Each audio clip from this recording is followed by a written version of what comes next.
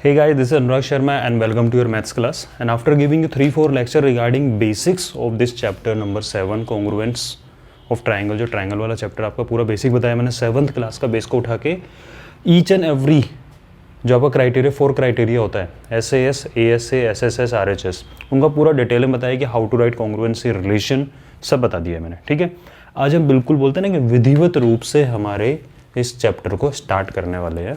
ठीक है, तो सबसे पहले स्टार्ट होता है एक एक्जियोम से. देखो आपको पता है कि 4 है आपके पास क्राइटेरिया. ठीक है, 4 क्राइटेरिया किस टाइप के हैं? SAS, ASA, RHS और SSS वाला हो गया. इसमें से जो मैंने कहा था सास बड़ी खड़ूस है, ये चेंज नहीं होती है. साइड इंक्लूडेड एंगल चाहिए इसको यहाँ रखा हुआ तो उसको वहीं चाहिए.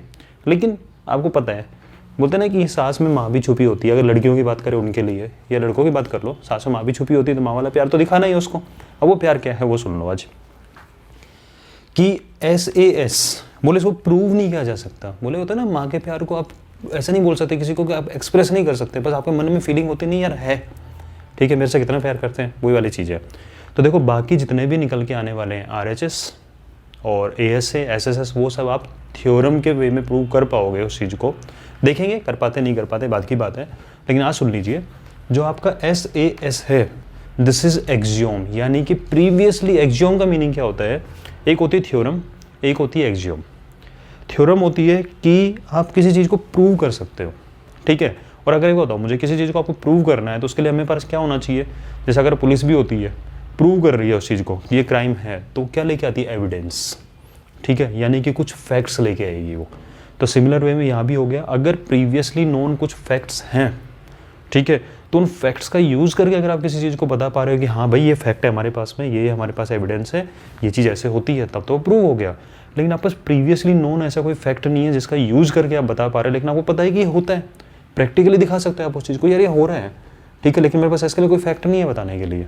ठीक है ना, तो वो क्या है? एक्जियोम. तो SAS side included angle side congruency rule, this is Axiom not a theorem. Previously non fact से आप उसको प्रूव नहीं कर सकते. ये होता है, आप बना के ट्राइंगल बना के एक के ऊपर एक दूसरा को करके दिखा दोगे, बोले हाँ हो रहा है तो आराम से. ठीक है, कोई प्रॉब्लम नहीं आ रही है.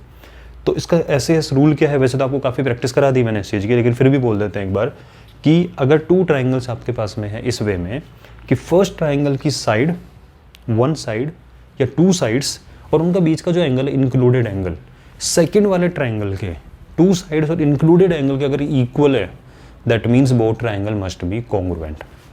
तो ये हो गया आपका SAS कॉन्ग्रुएंसी रूल. ठीक है, एंड सेकंड थिंग, एक अनाउंसमेंट आपके लिए छोटा सा कि जो हमारा दूसरा मैथ्स ट्रिक्स वाला जो चैनल बनाया था उसके बारे में मैंने फर्स्ट वीडियो अपलोड कर दिया. बहुत धांसू ट्रिक है भाई, उसको मिस मत करना. ठीक है, अगर किसी ने नहीं देखी अब तक वो, तो फटाफट जाके देख लेना. मैंने नंबर आपको बताया था 8001242223. ठीक है, ये नंबर एक बार नोट कर लो. किसी भी क्वेरी के लिए आप मुझसे मैसेज कर सकते हो. इस नंबर पे मुझसे मांग लेना, मैं लिंक सेंड कर दूंगा आपको. ठीक है, और उसको सब्सक्राइब करके नोटिफिकेशन बेल को प्रेस कर लेना, क्योंकि उसके बहुत शानदार ट्रिक आने वाली है. जितनी देर में कैलकुलेटर में लिखोगे ना क्वेश्चन, उससे पहले आंसर निकल के आ जाएगा. ठीक है, तो ये नंबर नोट कर लीजिए एक बार. तो ये हो गया हमारे पास में एक्जियोम. स्टेटमेंट मैंने आपको बता दिया है, मैंने आपको पूरा तरीके से पिछले 3-4 क्लासेज में हम लोग कर क्या रहे हैं, ये रूल्स को सीखना, हाउ टू राइट जिस कॉन्ग्रुएंसी रिलेशन, वो सब कुछ देखा है हमने. मैंने CPCT बताया था, मैंने कहा था किस टाइप के क्वेश्चन आएंगे प्रूव करने वाले. तो आज आपके सामने है फर्स्ट क्वेश्चन, एग्जाम्पल नंबर 1. क्या है कि इन दिस ट्राइंगल, जो भी आपको दिख रहा है, ठीक है, तो ट्राइंगल AOD या ट्राइंगल BOC वाला जो भी शेप बना हुआ है आपके सामने, इसके अंदर है क्या क्या गिवन है आपके पास में. देखो डायग्राम देख के समझ में आ रहा है क्या? यहाँ सिंगल टिक लगा हुआ है, यहाँ सिंगल टिक लगा हुआ है, means this side equal to this side. यहाँ डबल टिक, यहाँ double tick, mean this side equal to this side. That means OA equal to OB, OD equal to OC. ये तो है, और कोई इन्फॉर्मेशन नहीं है आपके अलावा. ना किसी एंगल के बारे में बात कर रहे हैं, ना किसी के बारे में बात की साइड, थर्ड साइड के बारे में हमें कोई नॉलेज नहीं है. क्या बोला है आपसे करने के लिए कि प्रूव करो कि triangle AOD, this triangle is congruent to this triangle. और रिलेशन भी इसी वे में लिखा होना चाहिए, ऐसा नहीं कि AOD और COB, BOC होना चाहिए. ठीक है, और सेकंड थिंग आपको प्रूव करनी है कि this AD line is parallel to this BC line. अब 2 लाइन्स पैरेलल, बोले सर ये तो हमें पता ही नहीं है 2 लाइन्स पैरेलल कैसे प्रूव करनी है. तो थोड़ा सा 7th क्लास में वापस चले जाओ एक बार. 2 लाइन्स पैरेलल का कंसेप्ट बताओ. तो हमें पैरेलल लाइन और एक ट्रांसवर्सल लाइन का कंसेप्ट एक सिंपल से निकल के आता है कि if 2 lines are parallel and there is a transversal line, तो करस्पॉन्डिंग एंगल्स आर इक्वल. उल्टा बोलो कि करस्पॉन्डिंग एंगल आर इक्वल, तो line will be parallel. Two lines are parallel, alternate interior angle equal, तो ऑल्टरनेट इंटीरियर एंगल इक्वल तो lines are parallel, transversal तो है वहाँ पे। If two lines are parallel then pair of interior angle on same side of transversal are supplementary, उनका sum क्या होता है 180 degree. And if pair of interior angle of same side of transversal supplementary, तो lines क्या होंगी parallel. तो ये थोड़ा सा है जो बेस वहीं से जाना है, इसलिए मैंने कहा था 7th क्लास का अगर चैप्टर आपके क्लियर हैं ज्योमेट्री वाले, ज्योमेट्री का तो सबसे बेस रूल है भाई, अभी भी अगर किसी ने नहीं किया हो ना तो सीधी सी बात बता देता हूँ उसको, अगर आपको 9th और 10th के अंदर ज्योमेट्री वाला पार्ट अच्छा करना है तो 7th और 8th का ज्योमेट्री वाले पार्ट अच्छा कर लेना, ठीक है, उसके बिना आपका काम नहीं चलने वाला। तो हमें क्या क्या करना है देखते हैं। ट्राइंगल को कॉन्ग्रुएंट प्रूव करना है ना, बोले कॉन्ग्रुएंट प्रूव करना है, ठीक है, टू साइड गिवन है। अब जैसे टू साइड अगर गिवन होते ना आपस रूल दिमाग में आना स्टार्ट हो जाता है कि यार कौन सा क्राइटेरिया लगाएं, SAS लगा दें बट एंगल कहाँ है, क्योंकि हमें SAS में टू साइड और वन एंगल की रिक्वायरमेंट है। बोले ASA टू एंगल छोड़ो, एक भी एंगल नहीं आता। बोले RHS राइट एंगल कहाँ दिख रहा है इसके अंदर, नहीं SSS तीनों साइड तीसरी साइड दे नहीं रखी, तो क्या करें तो दिमाग में तुरंत आ रहा होगा टू इंटरसेक्टिंग लाइन्स हैं ये, क्या है two intersecting line, and if two intersecting line are there vertically opposite angles are equal, ठीक है, दैट मीन्स ये एंगल ऑटोमेटिकली इस एंगल के इक्वल हो गया because vertically opposite angles are equal. अब आपके पास में टू साइड और उसका इंक्लूडेड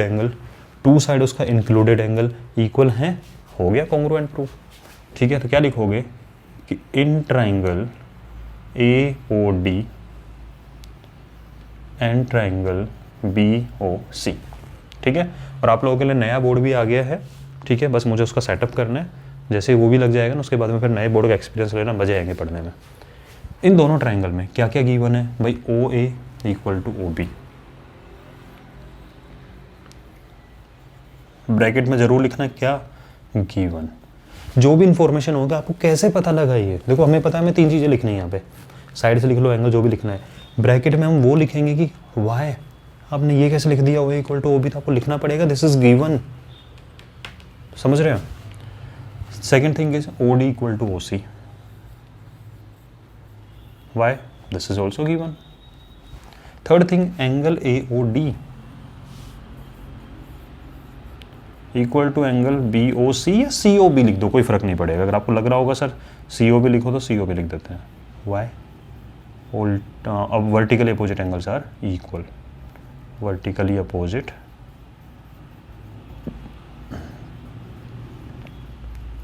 यानी हमारे पास में टू साइड और इंक्लूडेड एंगल की इंफॉर्मेशन है, that means by SAS triangle.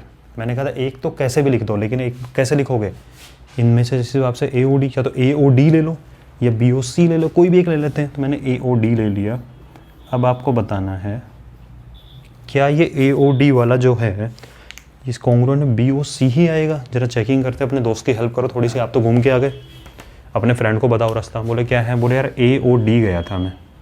बोला अच्छा कैसे गया था, बोला सिंगल टिक वाला, फिर एंगल, फिर डबल टिक गया था।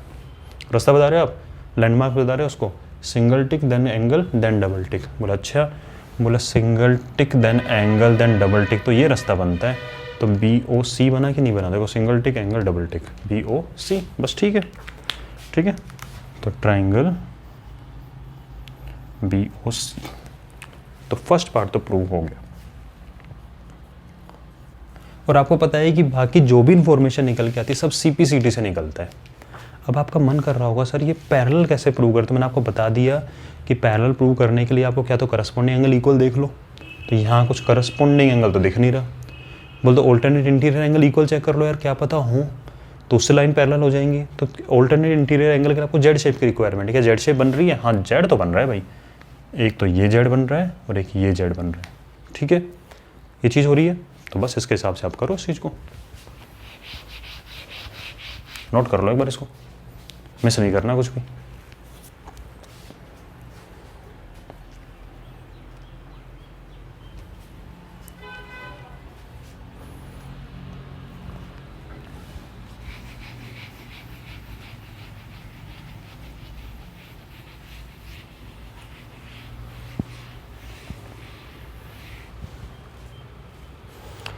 ठीक है, दोनों कॉन्ग्रुएंट तो हो गए। अगर कॉन्ग्रुएंट हो गए तो by CPCT corresponding parts of congruent triangle. क्या क्या निकल, रिलेशन यहाँ लिखा हुआ है, बोले angle A equal to angle B होगा। और आपको पता है आपका फोकस है पैरेलल लाइन प्रूव करने के लिए, और पैरेलल लाइन का मतलब आपको अल्टरनेट इंटीरियर एंगल पे ही फोकस करना है। तो एंगल पे ही फोकस करना है तो सिर्फ एंगल वाला लिख लो, साइड वाला लिखने की रिक्वायरमेंट नहीं है सीपीसीटी। ठीक है, मैंने आपको कहा था आपके पास में टोटल मिला के 6 रिलेशन बनते हैं, 6 में से 3 तो गिवन होंगे। देख लो, वन साइड, साइड वाला पता लग रहा है, एंगल वाला पता लग रहा है। ठीक है, तो एक साइड, 2 साइड, 2 साइड्स और एक एंगल तो पता है। थर्ड साइड भी इक्वल होंगी इससे। कैसे, ध्यान से देखो, ये ए डी और बी सी इक्वल होगा कि नहीं होगा सीपीसीटी से। तो ये भी प्रूव करवा सकता था आपसे कि प्रूव दैट, एक क्वेश्चन इसी के अंदर मैं इंक्लूड कर देता हूँ कि prove that A D equal to B C. ठीक है, ये भी प्रूव करवा सकता है आपसे। तो कैसे करोगे, by CPCT A D equal to B C. हो गया थर्ड वाला पार्ट प्रूव, हुआ कि नहीं हुआ। लेकिन हमारा मेन टारगेट अभी इस पे है, तो आपको एंगल चाहिए तो ठीक है, तो angle A equal to angle B, first वाला के इक्वल होता है। एंगल ओ तो ऊपर हमें पता ही था, और हो तो आपस में इक्वल है, तो डी किसके इक्वल है, सी के, and angle D equal to angle C. ठीक है, नाउ ये क्या है, ऑल्टरनेट इंटीरियर भी है, ये भी ऑल्टरनेट इंटीरियर है। इसका मतलब ये एंगल ए एंगल बी के इक्वल हो गया, और एंगल डी एंगल सी के इक्वल हो गया। कोई भी ले लो, ये 2 एंगल इक्वल हैं, इसका मतलब जेड शेप है, ऑल्टरनेट इंटीरियर है, इसका मतलब दोनों लाइन क्या होंगी, पैरेलल। तो as alternate interior angles are equal, so lines are parallel, that means this AD is parallel to BC या CB, कुछ भी लिख दो इस चीज़ को। ठीक है, कोई फ़र्क नहीं पड़ने वाला इसका, राइट। तो एक बार आप इसको जल्दी से नोट करो। Till then I am writing next question, example number 2। और जो कल की क्लास होने वाली है, कल की क्लास में बहुत इंपॉर्टेंट पार्ट होने वाला है। ठीक है, इससे रिलेटेड क्वेश्चन देखूंगा, क्या मन करता है। जैसे करते हैं, एक थ्योरम है ASA कॉन्ग्रुएंसी रूल, सॉरी ये ऐसे ASA। ठीक है, थ्योरम है, बहुत इंपॉर्टेंट थ्योरम है, अच्छी थ्योरम है।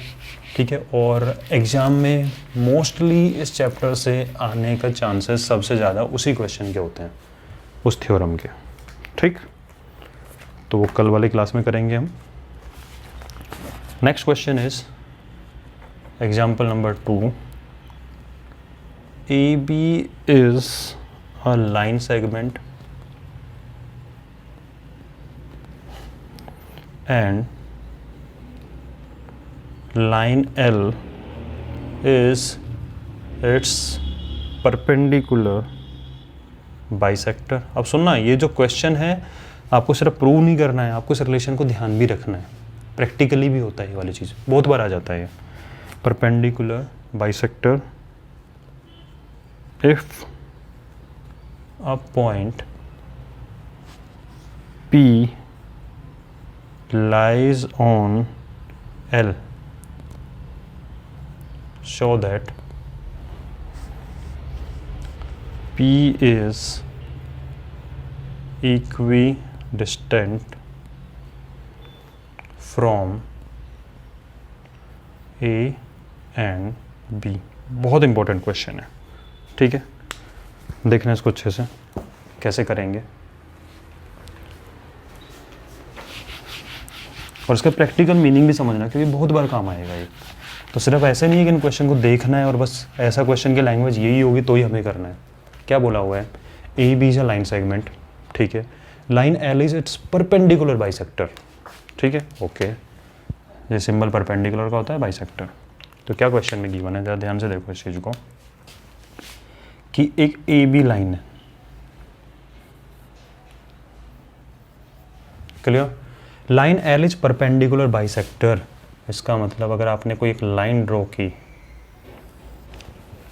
ठीक है, दिस इज लाइन एल। ये परपेंडिकुलर बाइसेक्टर ने इस एल ने इसको बाइसेक्ट भी किया, यानी ये वाला पार्ट इस पार्ट के इक्वल होगा, और मान लीजिए ओ पॉइंट के ऊपर बाइसेक्ट किया, ठीक है, और परपेंडिकुलर भी बना, इसका मतलब ये 90 डिग्री बना और ये भी क्या हो जाएगा 90, क्योंकि लीनियर पेयर है दोनों, ठीक है। समझ में आ रहा है कि A B line segment, line L is its perpendicular and bisector, equal parts divide कर दिया।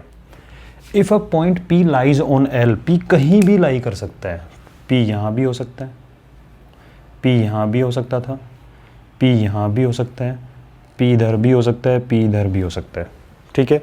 और आपको प्रूव क्या करना है, पी इज इक्वी डिस्टेंट।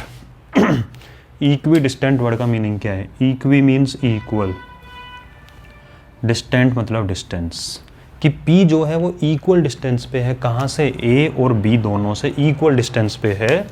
इसका मतलब अगर मैं P को यहाँ मानता हूँ, ठीक है, लाइन L है, P को अगर मैंने यहाँ माना तो A पॉइंट से P का जो भी डिस्टेंस होगा वो B से जो डिस्टेंस होगा क्या होगा, दोनों का सेम होना चाहिए, आपको प्रूव करना है। अब आपका मन ये कह रहा होगा, और नहीं कह रहा है तो कहना चाहिए उसको, कि इसका मतलब अगर P पॉइंट अगर यहाँ पे होता सर, तो जो इनका डिस्टेंस होता है ऐसे, तो और ये डिस्टेंस क्या सेम होता, बिल्कुल सेम होता। अगर आप चाहो तो प्रैक्टिकल इसको रस्सी बांध के भी देख सकते हो, ठीक है। तो ये क्या होता है, चाहे P कहीं भी हो, यानी इस परपेंडिस का मतलब क्या निकल के आया, ये शायद 7th क्लास में 6th क्लास के अंदर आ जाती है वाली चीज़ें, कि परपेंडिकुलर बाइसेक्टर, सुनना इस स्टेटमेंट को, कि किसी भी लाइन का जो भी परपेंडिकुलर बाइसेक्टर होगा, किसी भी लाइन का, तो परपेंडिकुलर बाइसेक्टर के ऊपर कहीं भी पॉइंट ले लो, वो पॉइंट इन दोनों पॉइंट से हमेशा इक्वल डिस्टेंस पे होगा। ये मिला दो, ये मिला दो, ये वाला पार्ट इसका इक्वल होगा, ये वाला पार्ट इसका इक्वल होगा, होता ही होता है, ठीक है। अब तक तो आप समझते थे होता है, अभी आपको प्रूव करके दिखाना है। तो इसके लिए ताकि डायग्राम थोड़ा सा साफ सुथरा रहे, इसलिए पी पॉइंट को अपन ये मान लेते हैं, बड़ा बड़ा डायग्राम दिखेगा। तो पी पॉइंट कहीं भी हो सकता है, ये कहीं भी हो सकता है, तो ये प्रूव कर रहे हैं, तो हम यहाँ मान के कर रहे हैं इस चीज़ को, ठीक है। तो आपको प्रूव क्या करना है, तो देखो थ्योरम कभी भी कोई क्वेश्चन आता है, ठीक है, तो आपको क्या क्या लिखना होता है। तो गिवन लिखा हुआ था लास्ट टाइम, इसलिए मैंने लिख के नहीं दिया, अब लिखना है इस क्वेश्चन में पूरा डिटेल में। क्या गिवन, हमेशा यहाँ से स्टार्ट करो। क्या गिवन है कि A B is a line segment, okay, and L is perpendicular bisector of AB. Point P lies on line L. अब आप कह रहे होगे सर ये तो क्वेश्चन में दिया हुआ है तो क्यों लिखे हैं, बेटा जी स्टेप मार्किंग होती है पहली बात तो। दूसरी बात, क्वेश्चन लिखा हुआ है क्वेश्चन पेपर में, आप लिख रहे हो आंसर शीट में, तो आप आंसर शीट में क्या डिटेल नहीं लिखोगे, क्या गिवन है, क्या बार बार क्वेश्चन करो देखोगे, तो हम इन्फॉर्मेशन निकालते हैं वहाँ से और स्टेप मार्किंग के मार्क्स मिलते हैं। तो गिवन वाले पार्ट पे अगर आपने ठीक से लिख दिया ना कि ये गिवन है, इसका मतलब आपको नॉलेज है उस चीज़ की, हाफ मार्क्स में ही मिल जाएगा। देखो किसी चीज़ में आप कुछ नहीं लिखा आपने, जो क्वेश्चन में था उसी को लिखा है बस अब तक। तो हमें गिवन यही है कि ए बी लाइन सेगमेंट है, L is perpendicular bisector of A B and P point lies on L, ये आपको गिवन है। टू प्रूव, यानी आपको प्रूव करना क्या है। अब देखो सुनना एक बात को, प्रूव करने के लिए आपको लाइन दी हुई है कि P is equidistance, show that मतलब prove that P is equidistant from A and B, ये आपको प्रूव करना है। तो क्या कोई मशीन लगी हुई है कि आप करते रहो एकदम से डिस्प्ले होगा, बूम बूम डिस्प्ले होकर एकदम से लाइन ये लिखे आएगी, सो P is equidistant from A and B, ऐसा तो नहीं आने वाला। आपको सीधी सी बात पता है कि आएगा कोई मैथमेटिकल रिलेशन ही आएगा निकल के, ऐसी लाइन तो एकदम से नहीं आती है। तो आपको मैथमेटिकल रिलेशन क्या निकल के आएगा कि P इक्वल डिस्टेंस है, यानी ये डिस्टेंस और ये डिस्टेंस इक्वल है। इसका मतलब आपको प्रूव करना है कि जो PA है, जो P से A का डिस्टेंस PA और P से B का डिस्टेंस PB, ये आपको इक्वल प्रूव करना है, ठीक है। यानी आपको ये इक्वल प्रूव करना है, गिवन नहीं है इसलिए मैंने अलग कलर से लिखा है। ये इक्वल प्रूव करना है कि P का डिस्टेंस इससे और P का डिस्टेंस इससे सेम है। तो आपको प्रूव करना है PA इक्वल टू PB। बात समझ में आ रही है। तो जो भी प्रूव करने वाला रिलेशन एक्सप्रेशन होता है, ठीक है, जो भी सेंटेंस होगा उस सेंटेंस को मैथमेटिकल फॉर्म में लिखना होता है। हमें आपको लगभग 1 नंबर के आसपास तो यहाँ मिल रहा है, ठीक है। अब बात आ जाती है हमें करना कैसे है। तो इसका काम नहीं है, नीचे वाले को हटा देते हैं एक बार के लिए। आपका दिमाग चल रहा होगा सर 2 ट्राइंगल्स हैं, ठीक है, और आपको पता है कि 2 ट्राइंगल्स में अब तक समझ गए इस चीज़ को कि टोटल मिलाकर 6 रिलेशन होते हैं। बोले सर उन 6 में से किसी एक चीज़ के बारे में तो पूछा है क्या? बोले दोनों की साइड ही तो पूछी है, तो हम CPCD से निकाल सकते हैं इस चीज़ को। तो आपको जो रिलेशन प्रूव करने को दिया है ये एक साइड है, ठीक है, पार्ट ऑफ ट्राइंगल। तो ट्राइंगल के जो 6 पार्ट्स होते हैं, 3 एंगल और 3 साइड्स, यानी 3 एंगल और 3 साइड के बारे में कुछ भी बोल रहा है वो आपसे, वो आप CPCD से निकाल सकते हो, ठीक है। लेकिन सर CPCD से तो जब निकलेगा जब कॉन्ग्रुएंट प्रूव हो जाएंगे बिना कॉन्ग्रुएंट प्रूव की आप CPCD लगा ही नहीं सकते। इसका मतलब हमारा मेन टारगेट क्या है? इन दोनों ट्राइंगल को कॉन्ग्रुएंट प्रूव कर दो। ओके, अगर दोनों ट्राइंगल कॉन्ग्रुएंट प्रूव हो गए, ठीक है, उसके बाद में CPCD लग के आराम से निकल के आएगा ये, ठीक है। तो ये आपको प्रूव करना है, तो यहाँ टिक लगा के मत रखो, क्योंकि कभी कभी बच्चे क्या करते हैं, टिक लगा के रख देते हैं, तो जो चीज़ हमें फाइंड करनी है ना उसको गिवन मान के सोल्व करना स्टार्ट कर देते हैं। ये आपको पता ही नहीं है अभी इक्वल हैं, ये तो आपको प्रूव करना है, तो यहाँ टिक लगा के नहीं रखना है, ठीक है। समझाने के लिए था आपको क्या चीज़ करनी है, ये हमें प्रूव करना है। अब आपको बोल लग रहा होगा सर कॉन्ग्रुएंट प्रूव करने के लिए ना RHS लगा देते हैं, क्यों? 90 डिग्री दिख गया, खुश हो गए। राइट एंगल, जैसे राइट एंगल दिखा तुरंत मन में आता है RHS लगा दो। अच्छा जी, RHS की फुल फॉर्म क्या होती है? राइट एंगल हाइपोटेन्यूस साइड, यानी राइट एंगल पता होना चाहिए, हाँ वो तो है। साइड पता होनी चाहिए, हाँ है। हाइपोटेन्यूस भी सेम होना चाहिए, क्या हाइपोटेन्यूस सेम है? बोले ये तो प्रूव करने हैं, तो यही गड़बड़ कर देते हैं बच्चे। क्या गड़बड़ करते हैं? यहाँ टिक लगा के रखा और लिख देते हैं this angle equal to this angle, this side equal to this side, this equal to this, prove हो गया RHS। अरे यार ये तो पता नहीं है, ये आपको फाइंड करना है, तो RHS तो नहीं लगेगा, हाइपोटेन्यूस नहीं है, तो कौन सा रिलेशन बचा? तो भाई रिलेशन ये बचा, आपको जरूरी 90 डिग्री मानो आप इसको, आप एक सिंपल एंगल मान लो, एक सिंपल एंगल है। तो 1 एंगल और 1 एंगल वाला कौन सा रिलेशन बचता है? एक सास बचती है SAS, जिसमें एक एंगल आता है इंक्लूडेड। तो बोले सर उसके अंदर तो साइड्स 2 होती हैं, SAS 2 साइड्स होती हैं, तो 1 साइड तो गिवन है ना। ओके, अगर मैं इस ट्राइंगल को ऐसे लेके सीजर से कट कर दूं और एक चीज़ बताना तो होगा क्या? देखो आपको समझाने के लिए पूरा प्योरली, आप जब सीजर से कट करोगे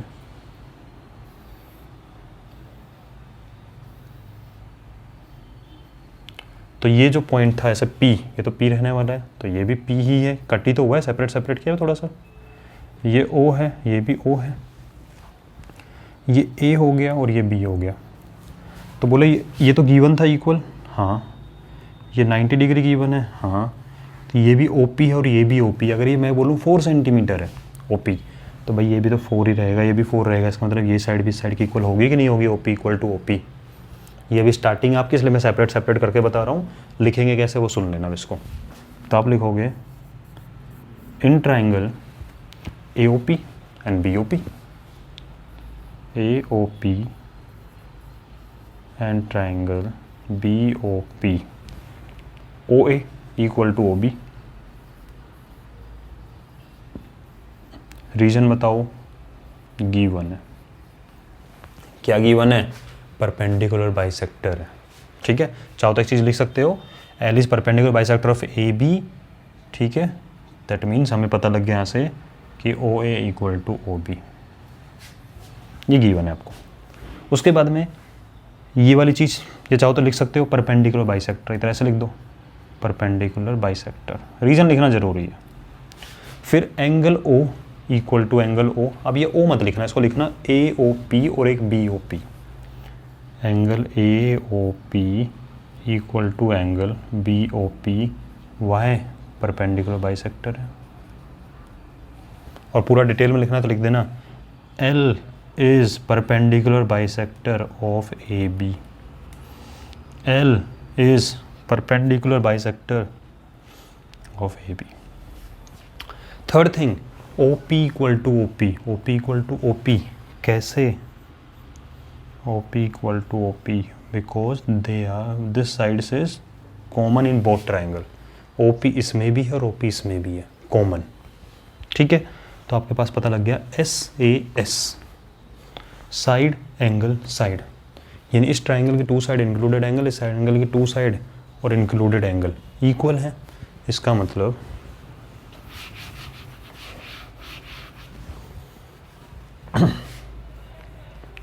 बाई SAS ट्राइंगल AOP। कैसे लिख दो इसको? अब सुनो भाई, इसको रास्ता बताओ दूसरे वाले को। बोले मैं तो रास्ते पे जा रहा था और मैं तो भेलपूरी खा रहा था और ऐसे मुड़ गया मैं, ठीक है, तो उसको मिर्ची लगी तो मैं क्या करूँ? वही वाली चीज़ है इस वे में। बोले मैं डबल टिक पे चला 90 डिग्री से मुड़ के सिंगल टिक पे चला गया। बोला ठीक है। बोले मैं डबल टिक पे चला 90 से मुड़ के सिंगल टिक पे चला गया, उसका मतलब BOP, ठीक है। और प्रूव क्या करना है? PA equal to PB। ये लो, ये साइड AP या PA PP के इक्वल है या नहीं है? तो by CPCT PA equal to PB, hence proved, ठीक है। ये हमने प्रूव कर दिया कि P का डिस्टेंस A से जो भी है, P का डिस्टेंस B से वो सेम है, इक्वी डिस्टेंट। समझ गए इस चीज़ को? तो एक बार नोट कर लो जल्दी से, राइट? पॉज करके नोट कर लेना। तो आज की क्लास में इतना ही, और उसको मिस मत करना भाई। अगर आपको मैथ्स को इंप्रूव करना है तो उस क्लास को बिल्कुल मिस मत करना। कौन सी वाली क्लास? जो मैथ्स ट्रिक्स वाले चैनल पे आने वाली है, ठीक है। लिंक नहीं मिला है तो मेरे को बोल देना, मैं मैसेज कर दूंगा आपको। शानदार सीखते रहोगे तो मैथ्स अच्छा खासा हो जाएगा आपका, ठीक है। मिलते हैं नेक्स्ट वीडियो में।